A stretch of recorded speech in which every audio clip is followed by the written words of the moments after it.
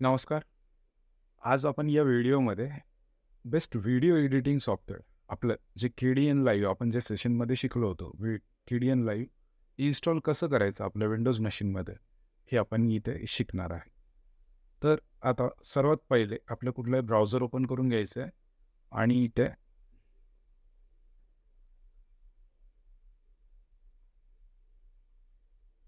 Kdenlive असं search करायचं आहे. याची लिंक तर आपल्या PDF मध्ये आहेच, पण तरी आपण इथून Googleवर टाकूनही सर्च करू शकतो.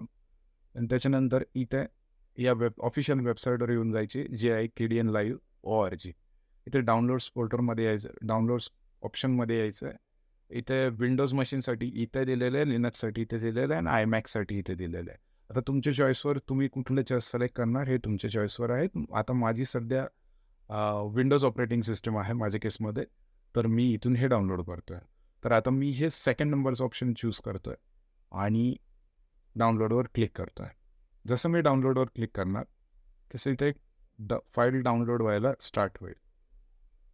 वेट, ही फाईल डाउनलोड होती, बट मी आता सध्या ऑलरेडी ही मी डाउनलोड केलेली होती. तुम्हाला मी जस्ट दाखवतो आहे. ओके, मी आता याला पॉज करतो आहे कारण की मी थोड्या वेळा आधीच ही डाउनलोड केलेली होती. तर मी आता याला डाउनलोड्स फोल्डरमध्ये जातो आहे. डाउनलोड झाल्यानंतर फोल्डर्समध्ये यायचं आहे इथे.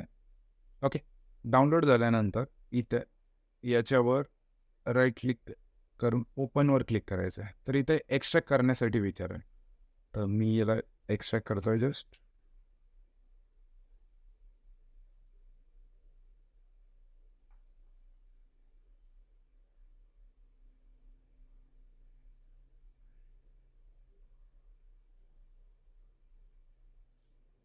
हे व्हिडिओ एडिटिंग सॉफ्टवेअर एकदम बेस्ट आहे आणि फ्री आहे, विदाउट वॉटरमार्क. आपण कुठल्याही युजर मोबाईलमधून व्हिडिओ एडिटिंग ते करत असाल, जसं पिकआर्टवर करतो, काइनमास्टरवर करतो, तर तिथे वॉटरमार्क येत असतं. पण या सॉफ्टवेअरमध्ये वॉटरमार्क बघायला भेटत नाही आपल्याला. आणि खूप छान पद्धतीने आपण कुठल्याही रिझोल्युशनमध्ये, कुठल्याही फ्रेम रेटमध्ये आपण या व्हिडिओज क्रिएट करू शकतो.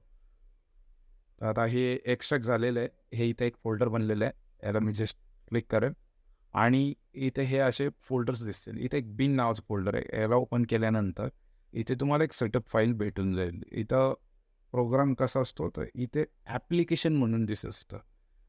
फाईल टाईप ॲप्लिकेशन, फक्त ॲप्लिकेशनवाले इथे तुम्हाला 3 दिसतात. पण Kdenlive याला जर तुम्ही राईट क्लिक करून रन ॲज ॲडमिनिस्ट्रेटर करणार, तर हे तुम्हाला विचारेल परमिशन एकदा आणि हे ॲप्लिकेशन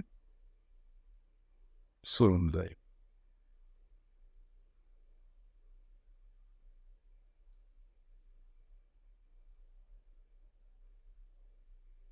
सध्या मी बाकीच्या फाईलला मिनिमाइज करतो आहे.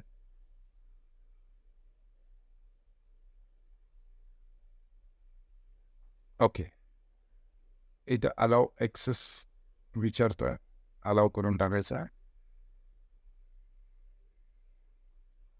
झालं, हे ॲप्लिकेशन आता चालू झालेलं आहे. आपण इथे इंट्रोडक्शनमध्ये बघितलेलंच होतं की याला कसं यूज करायचं. तसे अजून याचे यूज करण्याचे बरेचसे टूल्स ते मी या यूट्यूब चॅनलवर टाकतच राहीन.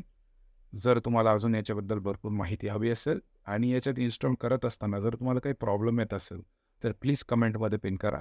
मी त्याचा रिप्लाय देईल आणि त्याच्याशी रिलेटेड तुम्हाला व्हिडिओ पण बनवून देईल. चॅनलला अजूनही सबस्क्राईब केलेलं नसेल तर प्लीज सबस्क्राईब करा, जेणेकरून मी जर काही व्हिडिओज टाकत असतो माहितीचे, ते तुम्हाला लवकरात लवकर मिळतील.